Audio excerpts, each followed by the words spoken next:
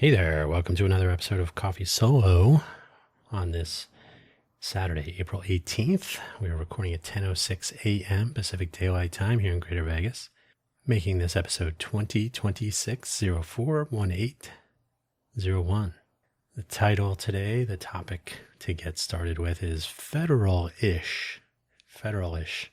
It was originally going to be federalism, but we're not getting that. We're not getting into that too much at all, really. I wrote a combination of words and then bullet items. So this is like a half and half, a hybrid prepared and not exactly prepared episode. So we'll see how this goes. I was almost going to record this last night on the 17th on Friday night, but I fell asleep. That's okay. That is totally fine. I think I've basically flipped my schedule around. So I've been staying awake at night. I woke up at like 3 a.m. So that's, it's not an all night of sleep, but, I'm flipping my schedule around. So I've been staying awake later or being awake in the dark in nocturnal schedule. You can hear my voice is it's different again. I did not start my 1 week solid of nasal fresh because like the day after the previous episode, I think it was the next day or the day after that, but I think it was the next day, there was like a change in the weather yet again, which is the source of my issues. So whatever's in the air changed. I had a better experience breathing, I guess. So the experiment will continue, but I think I said last time that the next time you hear me, I would be a few days in. So I have not started that yet, but I will. I think the weather change has done its due, and it's time to restart my nasal fresh experiment. So we'll get there. We'll start today, actually. So starting today after this episode. Here's the fun part, which if you want to skip ahead by about a minute, when I use the nasal fresh too soon before I record an episode, it's total chaos. It is absolutely like nonstop post-nasal drama and all that. So I try not to do it right before or too soon before. So otherwise I probably would have done it this morning, but I'm like, So to start in the afternoon, I guess. We'll see what happens. Anyway, by the way, if you're not familiar with the Coffee Solo audio program, it is very specifically unscheduled, unconstrained on topic areas. We can talk about politics or religion or whatever. Although so I personally view politics as different than government. So I'm not going to sit here and shill for candidates or things like this, but I don't think it's a bad thing to talk about policy and impact, right? So you may be sitting in a pub and talking about candidates for an upcoming election, and pub rules suggest that you should stop doing that. But you could talk about like unemployment, like everybody's getting laid off. What's going on in this place? That kind of thing. That could be government policy issues, right? That could be budgeting. It could be people losing government jobs. It could be economic issues that are steered by. Anyway, so you get the point. So yeah, I really don't talk about candidates. I think all of that is kind of a mess. But federalism is one of the components of our government that was conceived not in 1776, as many people believe, but around 1787 at the Constitutional Convention, in Philadelphia. So James Madison, a genius. Alexander Hamilton was in there too. Why is there not a Madison play? Who knows? James Madison, the fourth president of the United States. Federalish, today's topic. By the way, this program used to be published exclusively on kofi.com/danhugo/posts. So in the link section, there will be a link to that. Unless you are listening to this via that part of the kofi.com website, then you already have that link. But I used to publish. I have buymeacoffee.com/danhugo/posts where buy me an update appears. And I have kofi.com/danhugo/posts where Coffee Solo appears. And initially I was publishing these exclusively on either of those platforms, but I figured that's kind of silly. These platforms don't even offer RSS feeds or anything. So 2 hours later, usually I'd publish episodes of this program on Spotify. Spotify for Creators, used to be Anchor FM. And then it gets distributed to Apple and Amazon and Spotify, of course, YouTube, the YouTube channel. Yeah.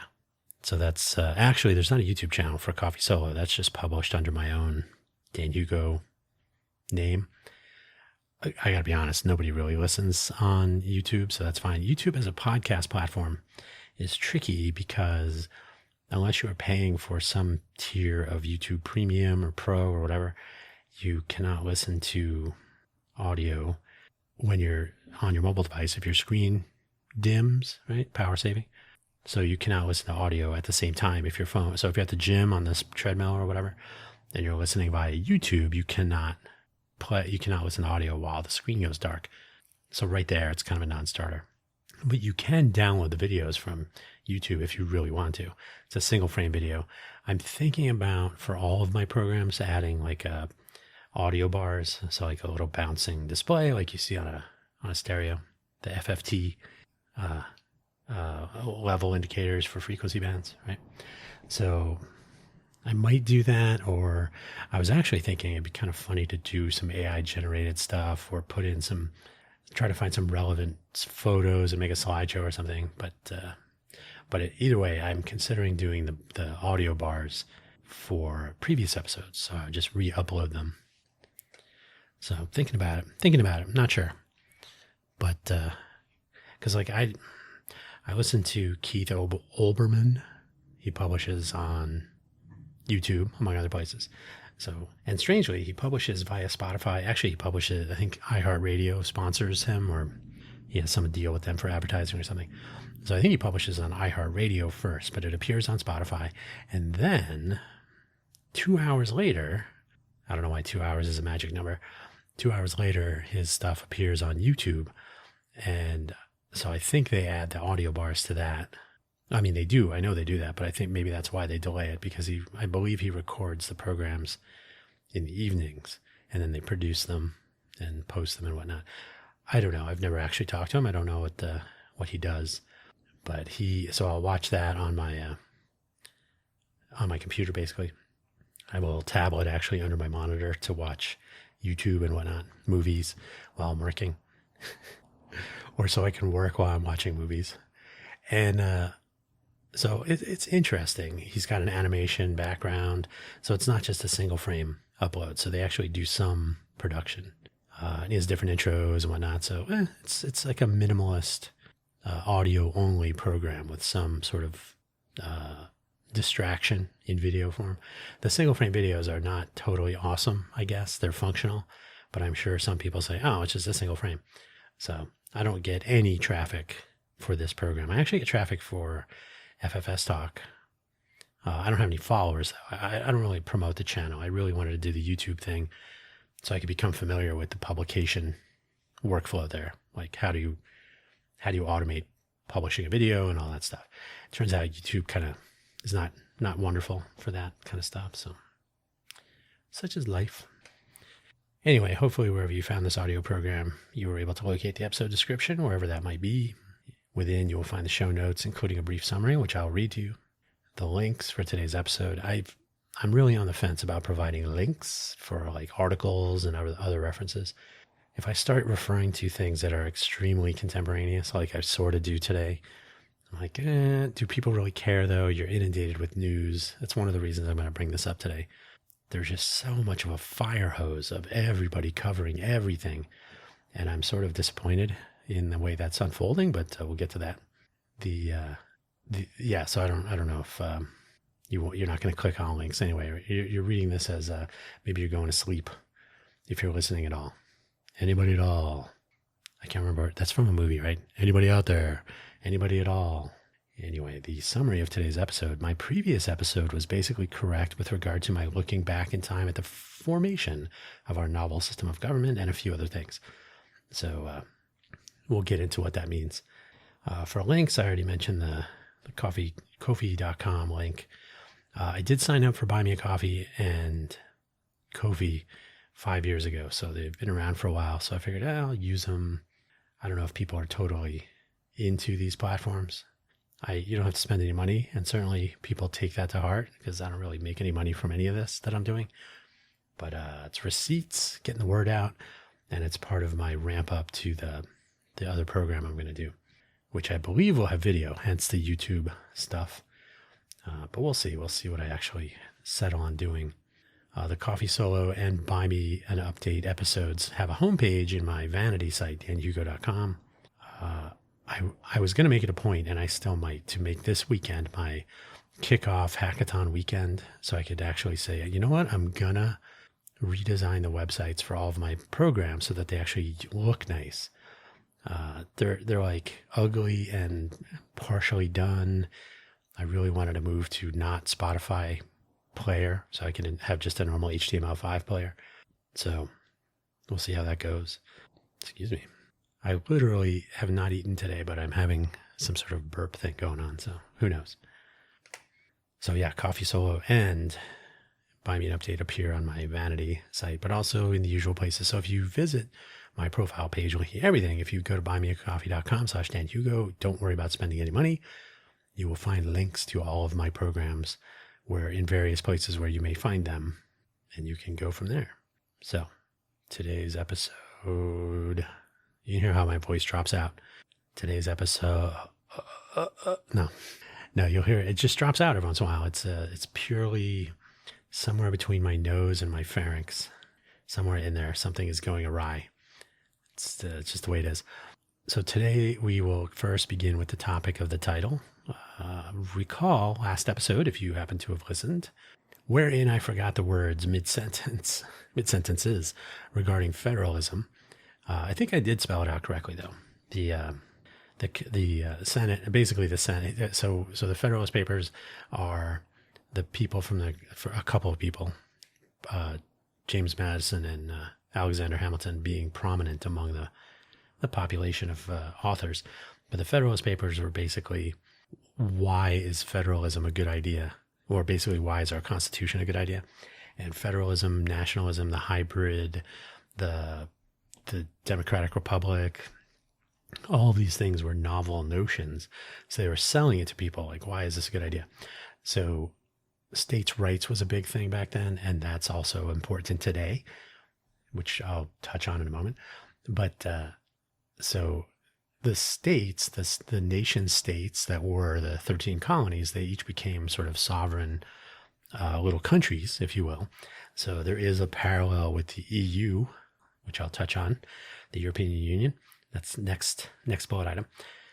So nation states now forming a federation.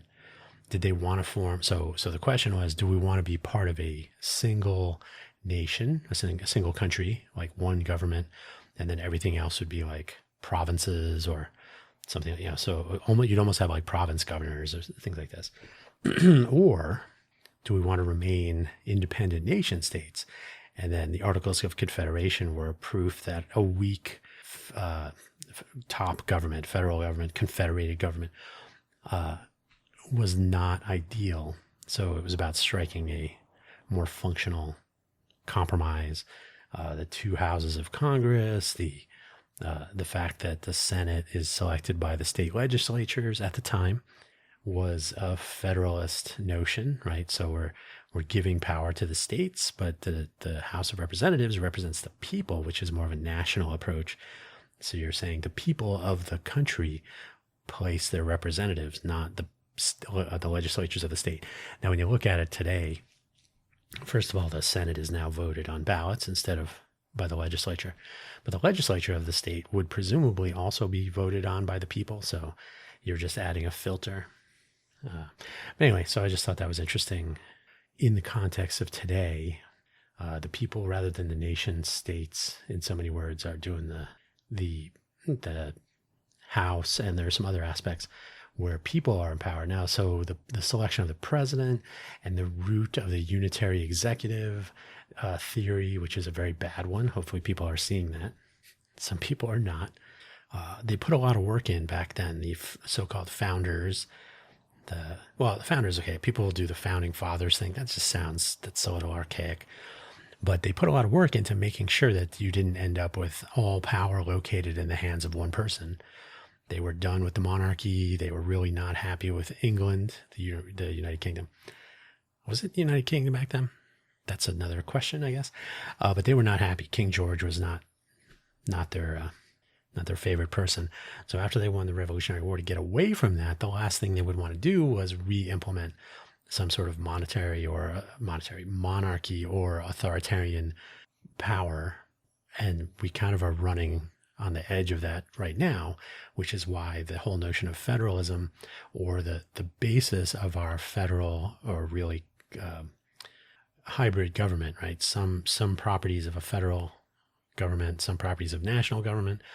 Each state maintains its powers in some ways. The Constitution has the necessary and proper enumerated, the enumerated powers clause. Is that what it is? With the necessary and proper, and if they want to add powers to the Constitution, they have to, you have to amend the Constitution. Otherwise, powers are left to the states.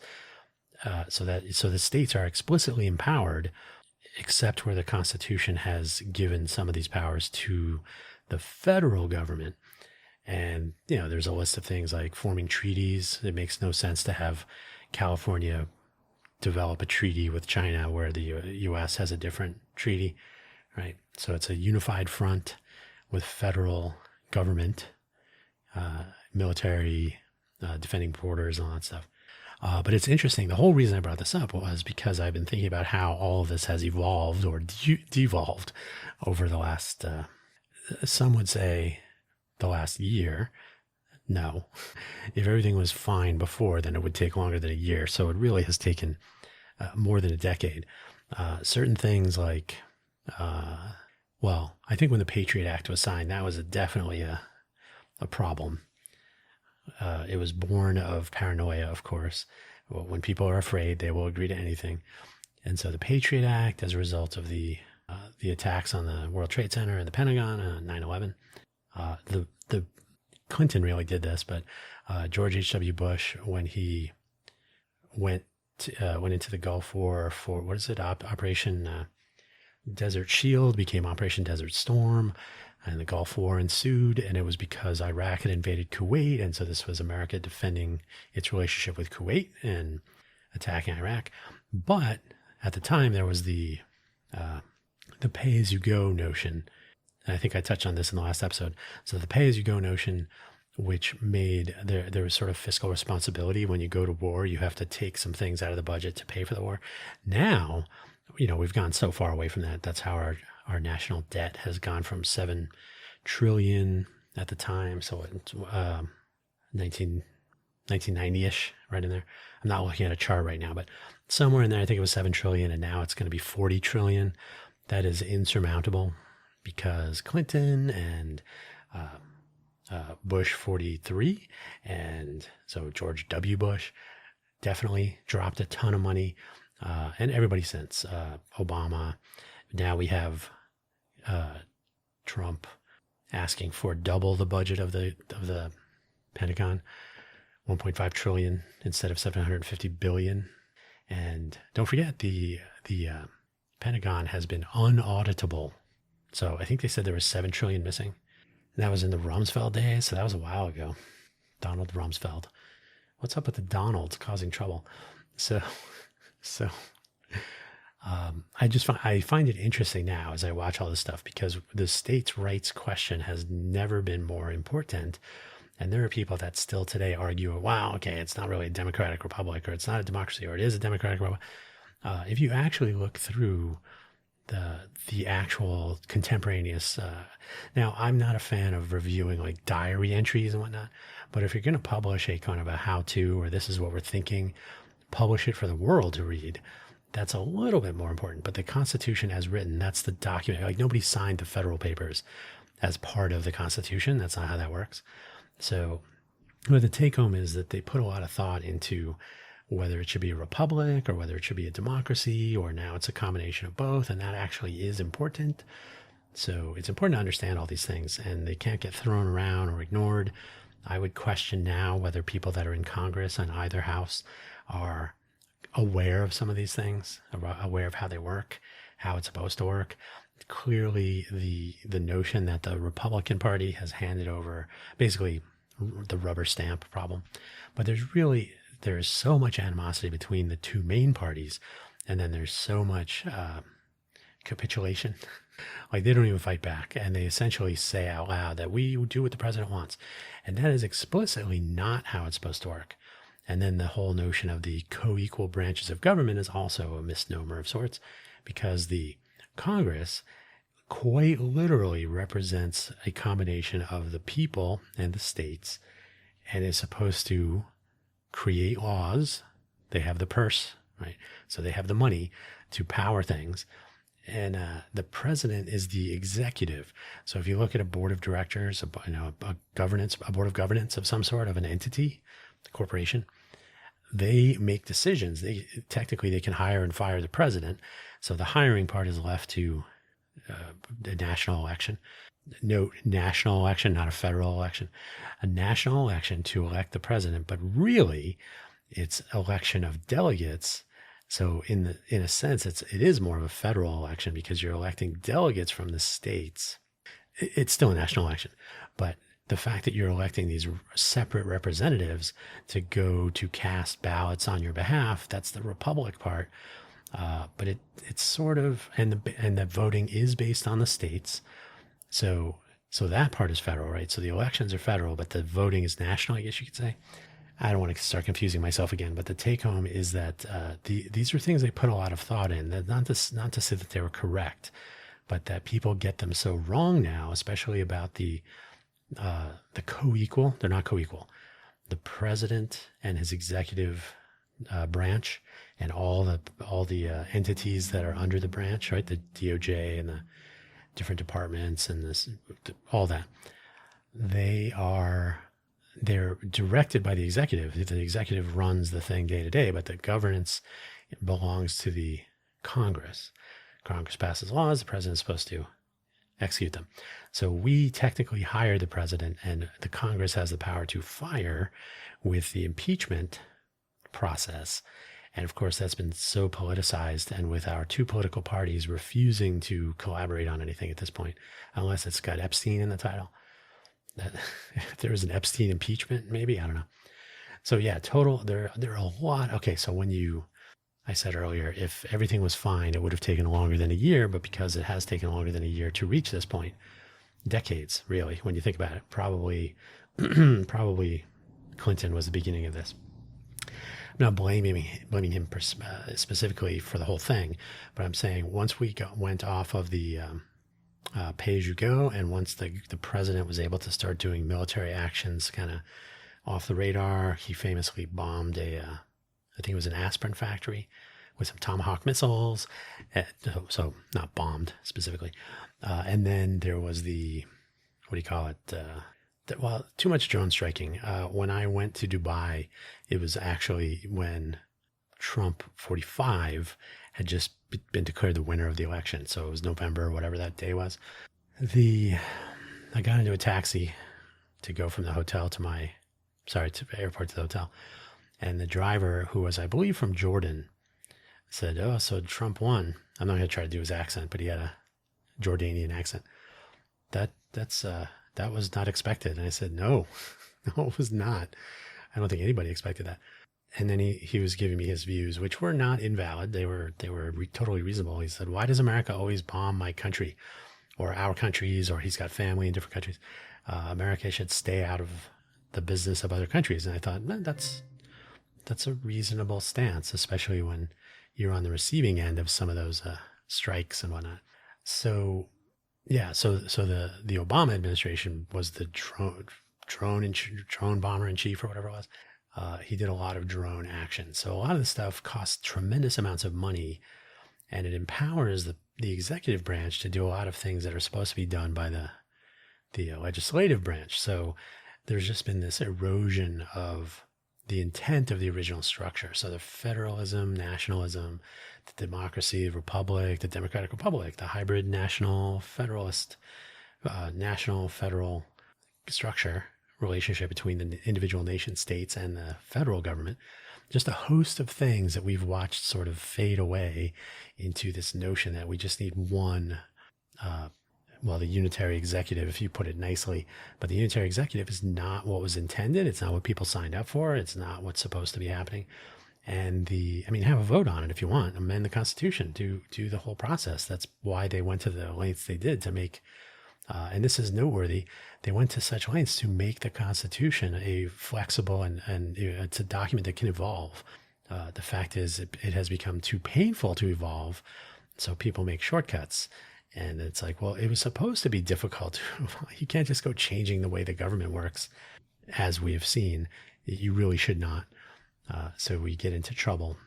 And personally, I'm curious to see where our system goes. But I've said this before in some other context. As a software engineer, when you write your code, when you develop your application or you build your system, whatever, software you can test. You can do non-destructive and destructive testing even, but you can do it in such a way as you're not doing it in the open or out in public, or you're not going to damage it. Like, you can test an aircraft control system. You can just do destructive testing, like, oh yeah, the simulator crashed, or you can have an actual physical model that flies, right? You can build some sort of scale model and test your control systems in a wind tunnel and all this. So you can do things where stuff will actually break, but the point is to do that before you deploy it into real airplanes. Talking to you, Boeing, about your 737 MAX screw up, which cost lives, right? So that's not the way you do things. And here what we have is a government system that had bugs in it. And so these are like 250-year exploits instead of 0 day. So, we can exploit all of these little issues that have been kicked down the road, or they've been left to norms instead of making them codified laws that people can refer to. And so a lot of bugs have been identified and exploited in the process of the last year, certainly. And so personally, I think, well, this is how this works. When people don't pay attention, then you have bugs sitting for decades or centuries, and people decide to make the most of them. And so we'll see what happens with our economy, our standing in the world, how we conduct trade with other countries, how, because they've been so anti-science with this administration, what's going to happen with scientific research, with medical research in particular. We'll see what happens. So states' rights are really going to be important for the duration of this term. And I think the whole notion of the red state, blue state thing is not supposed to be the intent from the national point of view. That's where you get your purple country. So the delegates and all that stuff, you end up with like, first past the post, all or nothing, or winner take all. But there is no. California has a substantial Republican population. Nevada is a swing state. The Vegas area is fairly liberal. The rest of the state is fairly conservative, et cetera, et cetera. So the broken nature of the Senate, for example, is that you do distill all that diversity down to 2 votes. And then people are, the Senate is overpowered for some things because of that, because of two senators, no matter what your population is. That's completely broken, but it's the way it is. Anyway, I just wanted to get that sorted. FFS talk. There will be some more of this kind of thing in an upcoming episode. But in college, I mentioned the EU. I created a presentation in a class called The History of European Unification. The EU, the European Economic Community, was formed in the Treaty of Rome, I believe it was, in 1957. So there was the history of that and why the European Economic Community wanted to have a unified currency, the ECU, the European Communities, what is it? It was I can't remember what the ECU was supposed to be. Now it's the euro. But what was the ECU? I gotta look that up. The ECU currency. European Currency Unit. So that was going to be the ECU, the ECU. And they ended up going with the euro. It may still be called the ECU in some places, but the product name is the euro with the cool little symbol. So I created a presentation though, so we had to come up with some some opinion on something, and I said, I'm going to do an engineering or European unification from an engineer's viewpoint. So my thesis was that the European Union was a collection of nation states. And in the case of the United States, as I already referred to, the nation states wanted to maintain their sovereignty. They didn't want to hand over too much power to a federal government or a national government. So the formation of the United States, it's right there in the name, right? It's not, the whole thing about America and the Americas and North America, that's a different thing. That's a different level of confusion. But, so really with the United States, don't argue with me, just the United States of America, sure. But the United States is a federation of nation states with Nevada, Arizona, California. So in the European Economic Community, which was essentially setting up trade and sort of like, what was it, NAFTA here in North America, the North American Free Trade Agreement, was to connect Canada, the United States, and Mexico to make trade across those borders easier. And to be honest, that's sort of what happened with the interstate commerce stuff, was to make it easier to conduct business amongst the various states of the United States. So there were no border fees. There was no difficulty in moving from, from New York to Florida or whatever, right? So was Florida one of the colonies at the time? Say Florida, from New York to North Carolina, to be sure.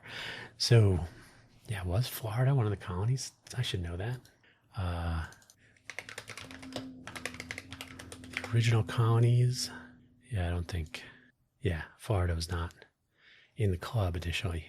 So my thesis was, you have an existing collection of nation states that have trade agreements, but there was no, after World War II, everything kind of settled down. The time to form a European Union would have been like when they did the Treaty of Rome. So the Treaty of Rome leaned towards economic collaboration, not necessarily government unity, right? So by the time you get to I took the class in 1993. The European Union would form its initial collection of countries and whatnot, signing whatever.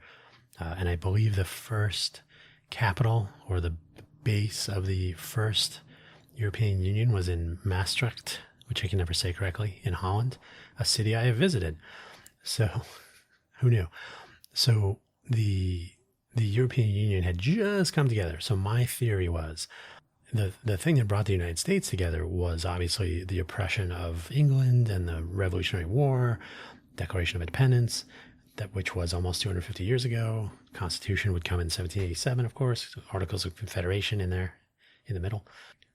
So we just got through this breaking away from the rule of King George, but at the same time we were declaring our independence. So we were breaking away from England, but also saying we are there's a we here somewhere. So the European Union was like, each country has their own opinions on things. They've got their own culture. They've got way more history than the colonies did. So you're putting together a group of countries that have been around for hundreds, thousands of years, right? England had been around for a while. So how do you convince these countries to give over some of their power? Similar problem that was faced in the United States before there was a United States. So my point of view was, without a driving force to bring the various countries making up the EEC, the European Economic Community, to truly form a union where the colonies of the U.S. had the differences with the United Kingdom to unify them, and the win of the Revolutionary War, and we're free, now what?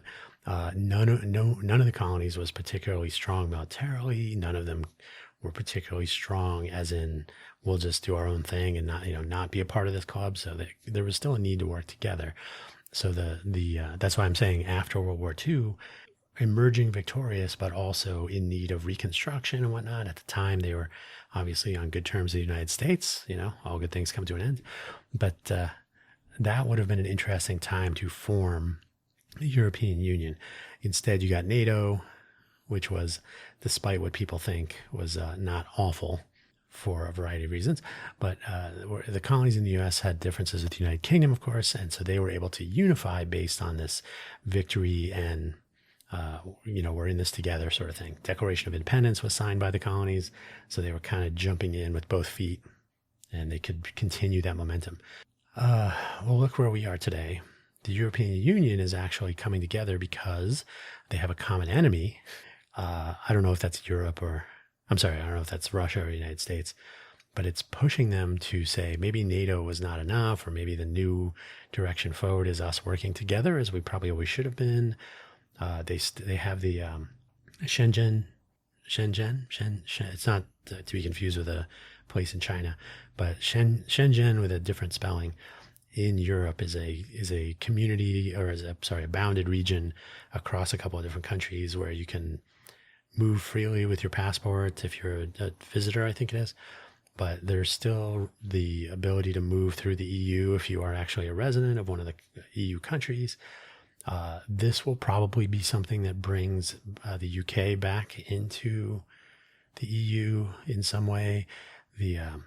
I've heard proposals that the Ukraine is included in the EU moving forward. That would be interesting, because that would sort of, if NATO is no longer going to be a thorn in the side of the Russian government, Vladimir Putin and whoever else is concerned, then Ukraine doesn't need to join NATO. They can join the EU. And there are a couple of other countries. I cannot remember. There was about 4. So UK, Ukraine, and I think there were about 2 more that could rejoin or join, as the case may be. So this is the sort of thing that creates the conditions for unity, because the EU, when they formed it back in 1993, one of the things that had to happen, if you were going to also use the euro, which the UK chose not to because of the strength of the pound, the British pound. So UK stuck with the pound. Everybody else went to the euro, and Greece, of course, was not doing well. So they introduced austerity programs and all sorts of other issues with their economy in general. And so the EU was like, oh, well, now you can't set the price of your, I don't remember what the currency of Greece was. But now that you're on the euro, you have other European countries in the EU that are part of, determining monetary policy and currency and handling such things. So Greece kind of got screwed. Germany had a particularly strong Deutschmark, so they were okay. I think most of the countries. So Greece came out on the short end of that one. Greek currency was, yeah, they used the euro, but Greek currency before the euro. Before euro. Drachma. Okay, I was almost going to guess that, but I was like, I don't want to sound like I'm just pulling a name out of, like, some people will say like, oh, if you use the word shekels, you're being anti-Semitic or something. It's like, no, that's the actual currency in Israel, at least historically. So yeah, drachmas. Cool.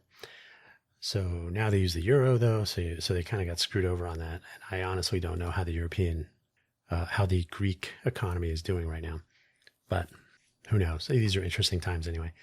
So yeah, my point was, so when I created my presentation, it was a slideshow. And I really did put a lot of thought into this, even though that the instructor at the end is like, well, that was kind of bullshit. But I would love to look him up right now and say, well, it took a while.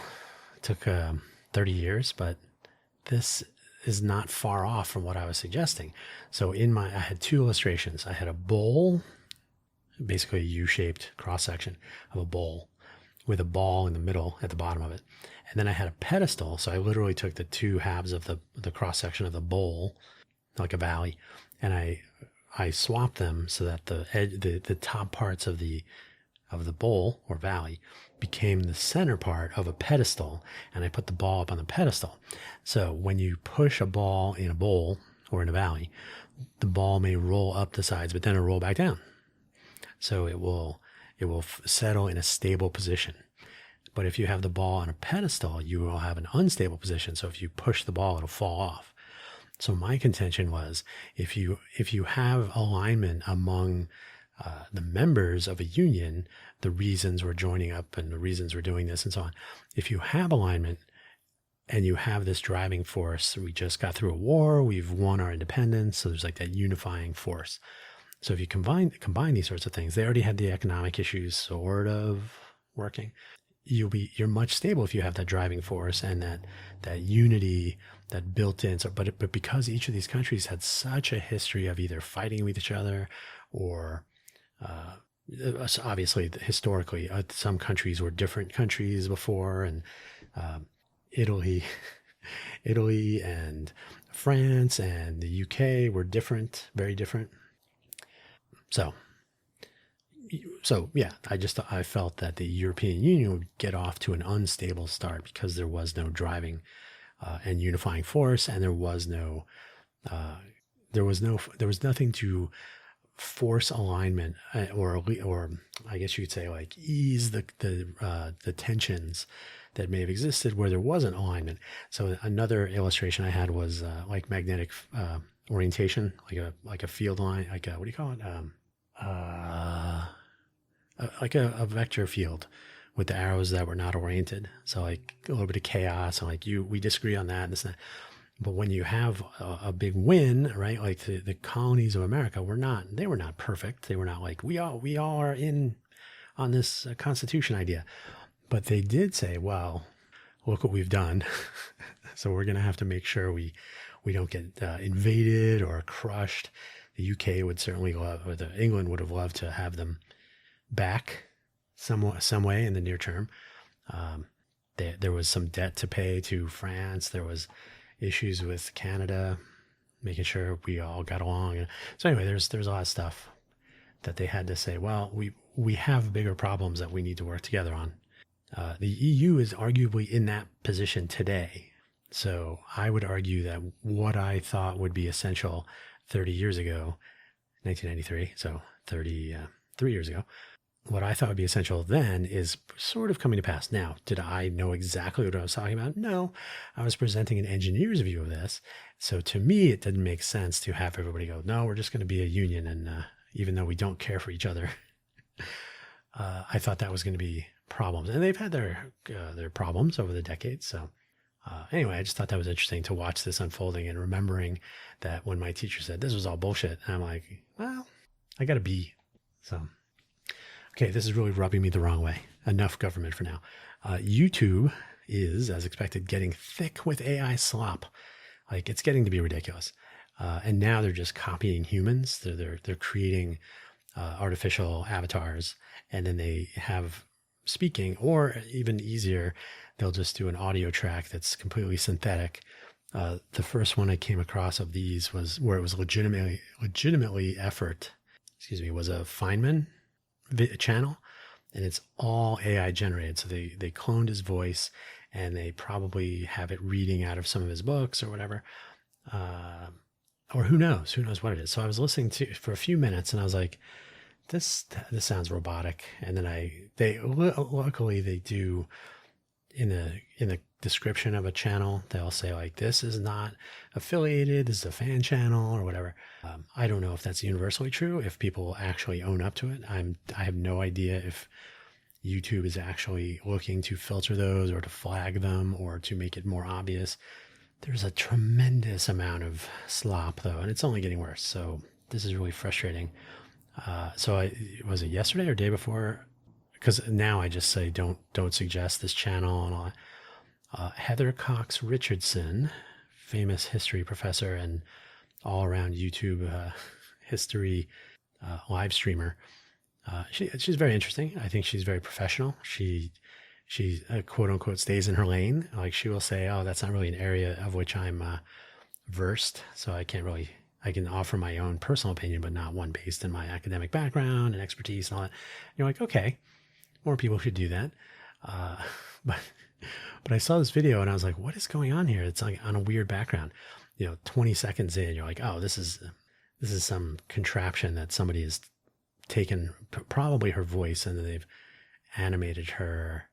I don't know if they just clipped her shape, like they edited the video, so they removed the background and put their own in, but there was something else odd about it. Either way, I was like, this is not oh, okay, it's not Heather Cox Richardson. It's some other channel that's clipping and republishing and stuff.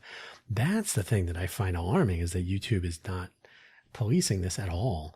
So you can get entire channels built up of other people's content, but don't have a copyright strike against Metallica or whatever, right? So I think things have gone awry in the whole YouTube platform policing of content, because I think if you're going to present a completely artificial persona stealing content from legitimate channels and people, you're going beyond copyright strike. This is like identity theft in some form. So I'm very troubled by that. And I gotta say, the stuff, the new random animal stories, and there's all this stuff.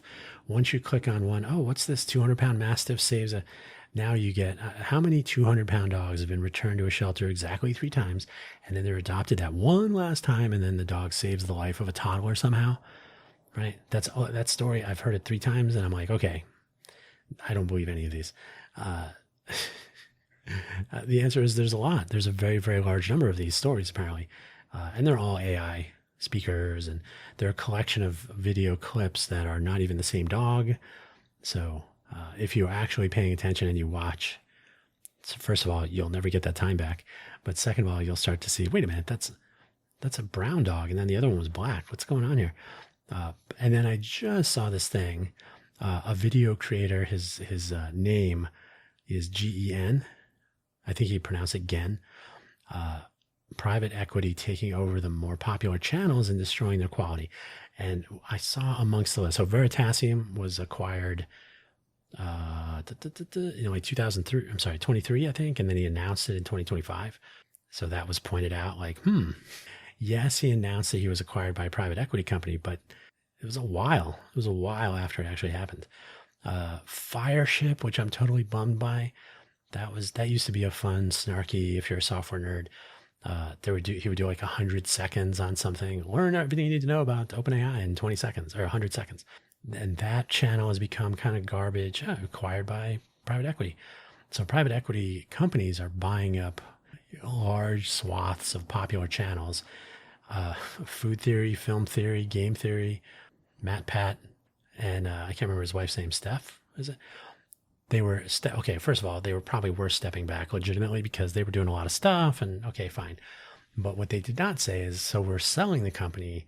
We're stepping back and we're going to remain a part of the company, but not be in front of the camera so much. And we'll come up with topics and participate. But what they did not say is we're being acquired, and the quality and the general nature of our offerings is going to change in the interest of profits. So that kind of stuff. So when I saw that, I just saw it the other day.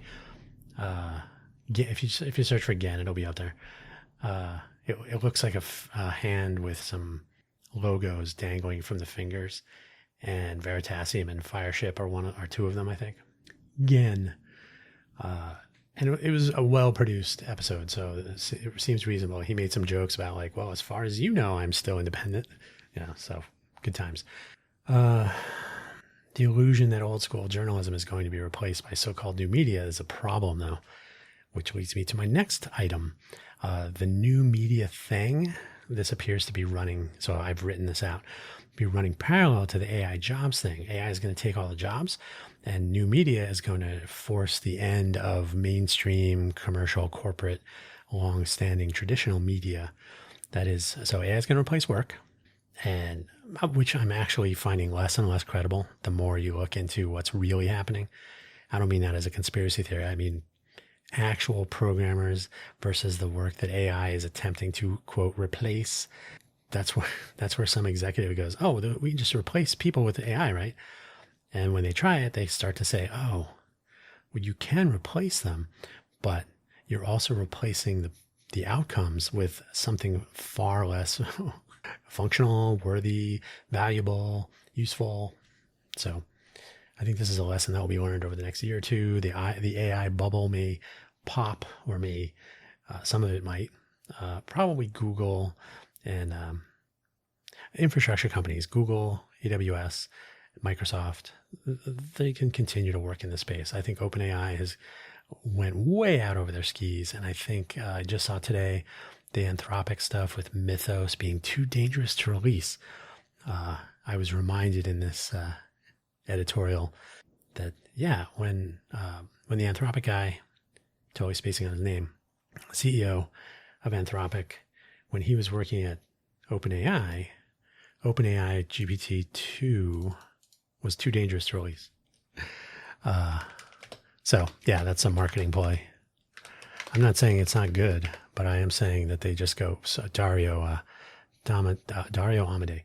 Yeah, you can't just say everything is too dangerous. Oh, this thing that we are not sure if it really works is so dangerous that we can't let you try it to determine that it doesn't work.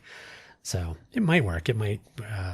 We're finding when you dig into the details that there was an announcement like, oh, Anthropic built a C compiler from scratch. Now, you have to understand how these large language models were trained. They were trained on the entire content of GitHub, for example, and existing technologies. So you've been trained on a couple of different C compilers that are in open source, GCC, LLVM, maybe others. So when you write this compiler from scratch, you're really taking existing compiler code, source code, that's been put into your model. It's essentially injecting memories, right? So like, oh, I could write this from scratch because I do remember perfectly all these other compilers that I've been trained on. So the compiler that came out of that effort, and I can't remember what it costs a ton of money because of the tokens and the use of compute resources and whatnot. But at the end of the day, you had the fanboys like, oh, they built their own compiler from scratch. And then you had the realists that are like, yeah, they could have just spit out a copy of LLVM with Clang. I think that's Clang and LLVM go together. Or a GCC C compiler, right? There was no need to write one from scratch, quote unquote, from scratch. But if it did, it would have basically had to be untrained on those things. So you train a model without those existing tools, then see what it comes up with. But anyway, they said, it came up with a compiler that actually didn't work very well at all, really. It built things that didn't really function, etc. So there were claims made, and people were very excited, and the fanboys were like, look, there's no more need for decades of professional, talented, experienced, and very intelligent people contributing to the development of these tools. You can just have AI do it in a month. Like, well, what are you looking for? Something that works or something that took a month? So I thought that was very interesting. Yeah. So I don't know. I don't know if we're going to be in for a rude awakening when people start to realize that replacing humans with AI seems good for some people. But at the end of the day, it's like, and I'm kind of coming down on the side of I don't have names for you at the moment, but I think the Yang Kuhn, is that what his name is? From Meta. He just left the company to start his own thing. He's like, LLMs are a dead end. We should not be spending all of our time on this. What's his name? Meta API. Meta AI. LeCun, yeah, Yan LeCun. YANNLECUN. Yan LeCun. So he's into world models, I think, and world models, and doing more physics and like mechanical interaction and stuff, so that the AI systems will actually understand how things work. Large language models are literally, and you've heard this before, the stochastic parrot thing, but it's basically you've said these 10 words. What's the 11th word? Or when you ask a question, okay, you're asking me a question. Statistically, based on the words in your question, the words in an answer appear to be like this. So there's maybe some sort of faux reasoning going on. But yeah, so a C compiler should have come from the training data that was already stored in the model. And these are weights.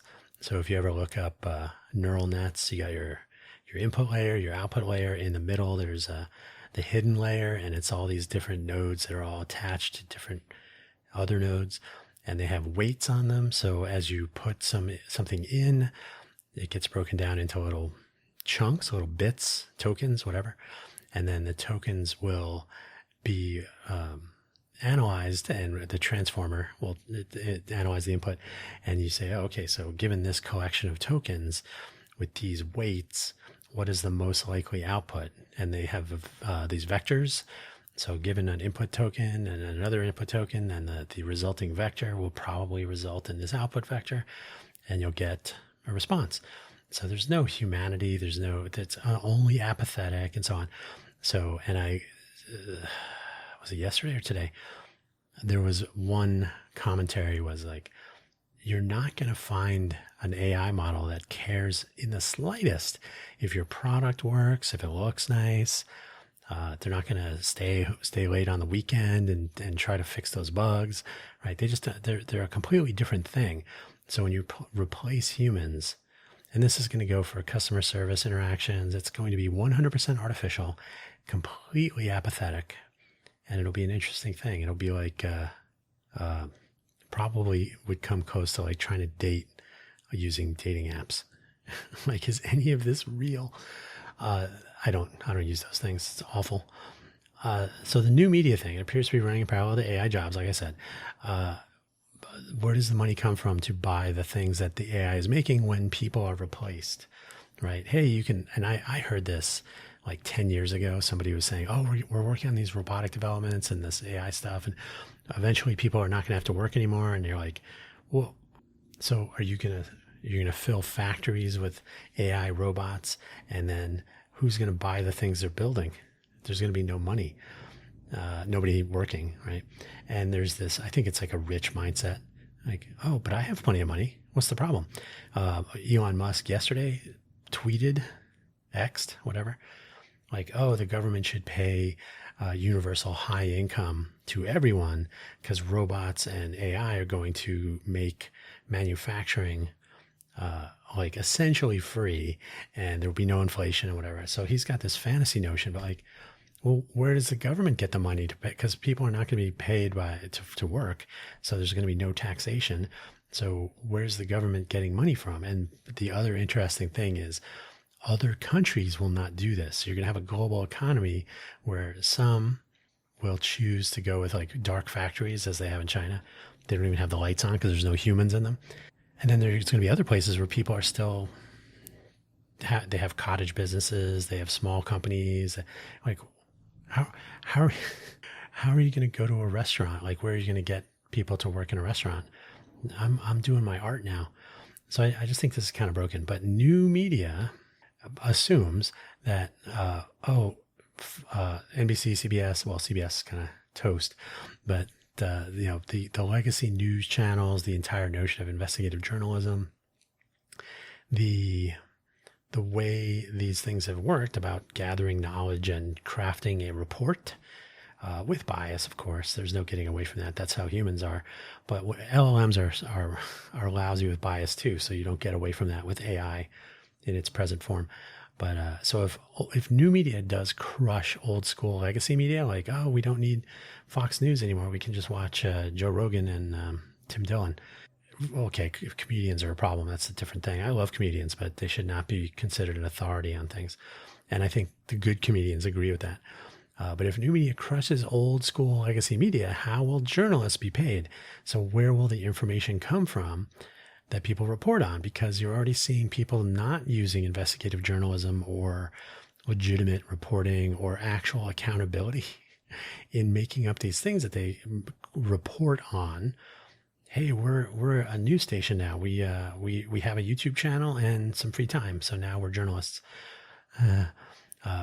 What about the research and investigations, travel, miscellaneous? Who's going to pay for people to actually do that? So I guess private equity. Maybe you've noticed most of the new media, I guess news outlets, are really repackaging legacy reporting. So they're basically clipping news stations, or they're pulling up news articles. I take the Mark Thompson show every day. That's all they're doing too. They're just an independent, they used to be part of KGO Radio, but now they're an independent YouTube channel. They have a news person. What's her name? Kim McAllister, I think it is. They're nice people. Mark Thompson has the voice. I'd love for him to tell me the secrets to voice maintenance, but they are not going out in the field. They clip news articles and they read them, or maybe they have like a news feed, like AP or something, but They're basically doing what YouTube channels do, except that they're actually reputable, I guess. So they form their editorial opinion just like everybody else, and then they spew out their own takes on things, and that's what their show is, analysis. And that's like the dodge. Well, we're not a news show, we're an analysis show. So maybe a real organization will be built up with some sort of funding, but they sort of pale if you make a news organization. And that's what the Young Turks was trying to do, right? They have a person in Washington. Maybe they have somebody else out in the field, and they do some sort of field reporting now and then. It's not a real news network, and they're super biased, of course. But today, like if you look at the news, quote unquote news that's being reported today on YouTube channels and TikTok and whatever else, Erica Kirk, you do anything on Erica Kirk, you're going to get traffic. So you're going to get all kinds of goofball theories. Conspiracy theories are still floating around. Far too much time spent on Erica Kirk. There's been almost no time spent on Savannah Guthrie's mom being kidnapped from her home near Tucson, Arizona. Arguably a more human story. And of course, people get kidnapped all the time. But Savannah Guthrie's mom's kidnapping gets 1 second for every hour that Erica Kirk and the Charlie Kirk conspiracy and all that. That's ridiculous. Yeah, there should be more sort of, I'm not saying it's like an equity question, but like bad things happen all the time. And why are they focused? Oh, because it's clickbait. Okay. Pete Hegseth, the other day he read it's basically an adaptation of Ezekiel 25:17 that, what's his name? Samuel L. Jackson's character in Pulp Fiction reads before he shoots people. And he said, I liked it because it makes me sound bad, right? Like I'm about to do some stuff here. And so Pete Hegseth, now I'm not a fan of Pete Hegseth by any means. The guy's incompetent. But he got up, and you start the clip. If you start it early, he's like, I was talking to the CSAR guys, that's Combat Search and Rescue, right? So they came back from the mission in Iran to recover. They spent more money to recover one person than they've spent on medical research this year, something crazy. So he says the CSAR 25:17, it might sound a little bit familiar or something. So he's not presenting it as if it's a legitimate Bible verse. And he starts reading it, and it's very clearly been paraphrased from Ezekiel 25:17, which itself is not a real Bible verse. Okay, so for about 2 days, there was nonstop reporting on how he's reading this thing. That does he know it's not a real Bible verse? Because everybody would show the clip after he has the beginning part where he says, oh, this is something that the CSAR, they call it CSAR 25:17. It's their own take or its own, whatever it is. So he's up there saying this. He's basically, it's a reference to the search and rescue people, right? And that he met him. Okay, fine.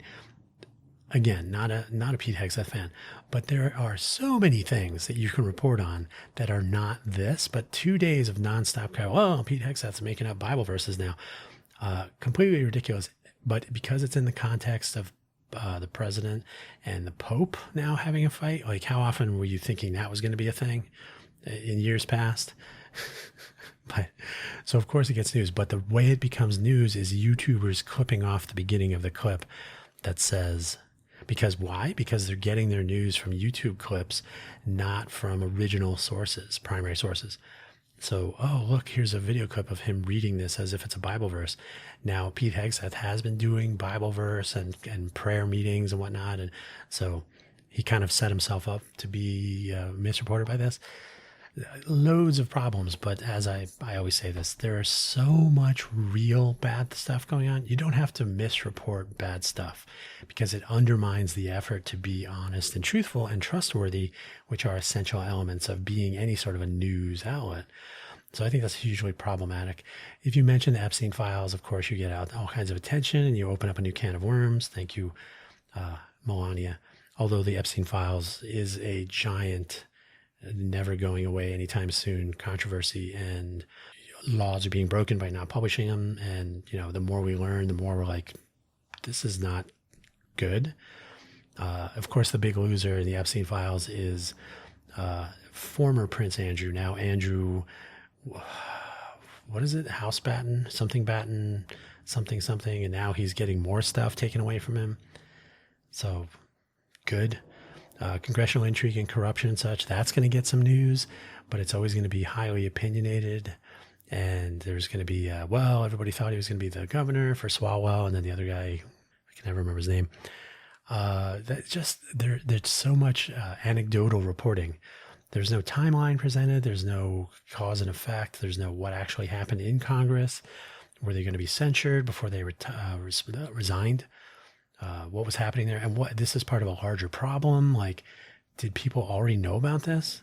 Because, the scuttlebutt is yes, but then you're getting this incoherent reporting there too. Incohesive, is that a word?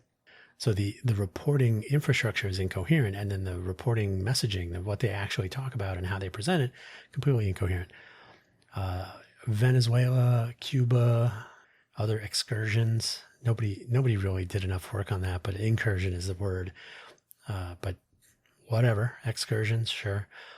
Of course, Donald Trump gets news anytime, and even when he's not around, he gets too much news coverage.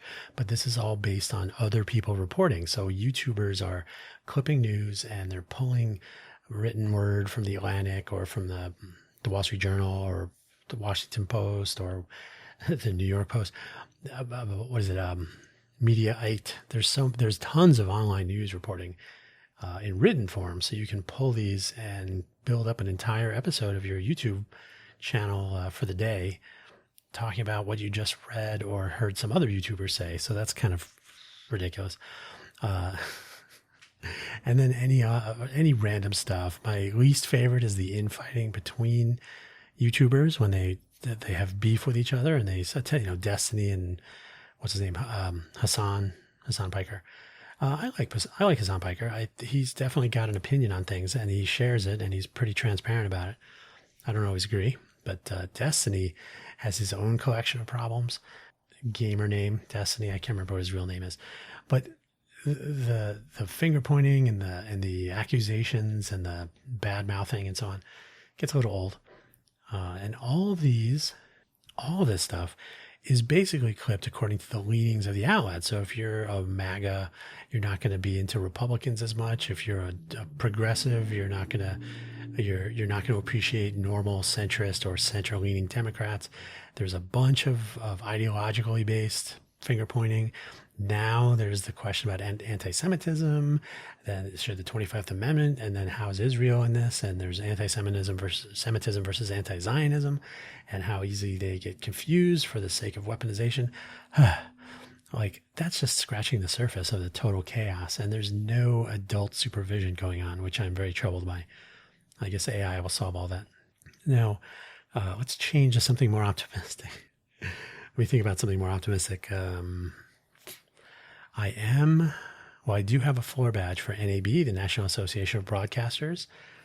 I've been to that show several times. It's never a show that I feel like I must go to, but then CES now is also not. So the show is open on the floor from Monday to Wednesday. It's free. I have a free badge. So I've never found anything interesting enough to warrant like canceling things or making special arrangements. Get a bus pass for a day or two. Well, I guess a week. But if I get a bus pass for 24 hours, if I go there for one day. But when I go to NAB, I walk around, I see all the gadgetry, now drones and automated content publication, creation. I'm sure there will be something like, oh, stand here, we'll take your picture from, like a 360 capture of your 3D solid body, and then we'll create a fully animated avatar. And I've seen people do this. They're very weird. They're just weird. There's some uncanny valley. Some of the motions are sort of artificial and they're repetitive. There's, what's her name? Julia McCoy. So she has her Dr. McCoy avatar. And she did a whole episode of her show about how she created the image and then the voice work, and then she writes the script herself. Then later, if you dig a little bit, you'll find that she has Claude go over it and tune it up a little bit. But so the script is written, and then they use a voice clone of her to do the voicing, and then the video, the avatar image animates the mouth to match the speaking. But there are several gestures that are very repetitive, like she says this. She's like, "Oh, I touch my neck sometimes, so that's fine." and the production by street. The avatar eyes will point like off into the corner of the screen every once in a while, like thinking, but not like while talking.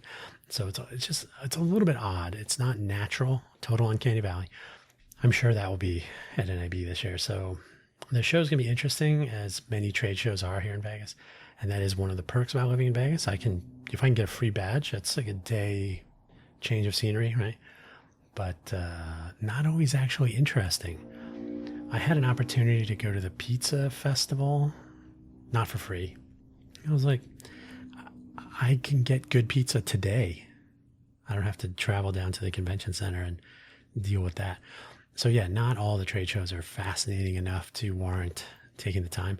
I do have a badge for the HD show coming up in early May. This is more about design. I don't know if it's a high design or something. Products and aesthetics, right? So designing things and products around that, and the aesthetics of design and environment, right? Home and commercial and all that. I've only been to one of these shows before, but I am more inclined to check that one out in a couple of weeks. It sort of fits into my sentiment research collaboratory idea, so that'll be interesting. I skipped, of all things, CES 2026 in January this year. I think I've probably mentioned that. It was the first time I did not attend, except for the one where they had a virtual only during the pandemic, but I still had a pandemic, virtual badge. But this is the first time I've skipped CES completely in the 13 years that I've been in Vegas. I had not been to CES before that. I had been to Comdex, so that's how old I am. But it's a mark of change. I think these trade shows are just fake. They're just completely ridiculous. You'll probably, aside from the interpersonal gatherings of, you can actually speak to people and whatnot, but even those seem shallow. People are tired of talking to, 1,000 people. So they're not fun. I have worked at a CES show once when I was at Intel, once officially in a booth. They're very frustrating. They're very tiring, exhausting. The show is more interesting if you are there to do business, or if you're there to just wander around. Probably in that order, because if you're there to do business, you might actually come away with a win. But if you go there to just wander around, you come away with a canvas bag full of garbage. So yeah, mark of change. I don't think I'm going to go. I don't know if I'm going to go to NAB. I think it's going till Wednesday. It starts, it's the keynotes or whatever tomorrow, press day probably tomorrow, Sunday, the 8th to 19th, and then 20, 21, 22. So we'll see how I feel. And that's it. Anything else? I cannot think of anything else. No, I have work to do. I really should try to accomplish more and spend less time worrying about the ridiculousness of Vegas when it comes to the startup environment and whatnot. Just proceed as if there's nobody else here. I can be the only entrepreneur in Vegas from my perspective, and that's probably more healthy. The thing that I really need to work on is the information sharing platform. I don't want to call it a news site because that sets up expectations, but it is so difficult to figure out what's going on in this place. And there's so many different disparate outlets of variously authoritative or credible information. Basically, everybody just goes, I'll just watch YouTube videos about new restaurants and pool openings for the summer. So it's a complete, our local media, speaking of local media, doesn't care about certain things. So they really only cover crime, politics, whether you're building or tearing down a casino, the tourism numbers, of course. And did I say crime? Because there's more crime, I'm sure. What's going on with our sports teams and all that stuff. So that's the stuff that makes the papers. I've said this before in my travels. Silicon Valley was before the internet, right? In 1993, 94 was the sort of where things started tipping up. And you had front page news stories about startups and new ideas and the stuff going on. What's it called? San Francisco Chronicle, San Jose Mercury, smaller papers. What was in the East Bay? I can't remember. But San Jose Mercury kind of ran the place when it came to covering Silicon Valley, because Silicon Valley was mostly South Bay before it moved up into, Menlo Park and into the city and the whatever. But without news coverage, you don't have people getting involved and engaged. And that's the state of affairs in Vegas. People don't really have any idea what's going on outside of their sphere. So YouTubers are going to be talking about how Vegas is dead and there's no more tourism and everybody's gone to somewhere else and tariffs in Canada and whatever. So everybody's got their thing, but it's not like none of these people that cover that stuff are like, oh, let's check out the startups. What are the latest entrepreneurial adventures kicking off this month? None of that. So I think Vegas is just a very, very challenging place. And yet there's still a belief that we're going to be, even they don't say it in so many words, but that we're going to be the next Silicon Valley. We got a growing tech sector. You're like, really? I don't know. Anyway, I think that's where I'm going to leave it for today. My voice is barely hanging on, as you can hear. And we'll get this published and we'll get on to the next thing. Thank you for listening. As always, don't forget to check out all of the links that are on buymeacoffee.com/DanHugo. You can find all of my other programs that I produce through the week. I do produce 4 normal podcast episodes, Tuesday, Wednesday, Thursday, Friday, and then I publish the Buy Me an Update program, which is 5 minutes or less on Monday mornings. That goes quick recap of the previous week's programming subjects and then news and announcements. So that way I don't have to, did I make that announcement in all of the shows? You can find them all in Buy Me an Update. These are just general things going on or stuff that I don't want to have to repeat 4 times. And then this program gets published whenever. Links to everything, again, buymeacoffee.com/DanHugo. You don't have to spend any money. Don't worry. And I got stuff to do. I'm going to let you go now. Thank you. Take care. We'll talk soon. Maybe in person. Who knows?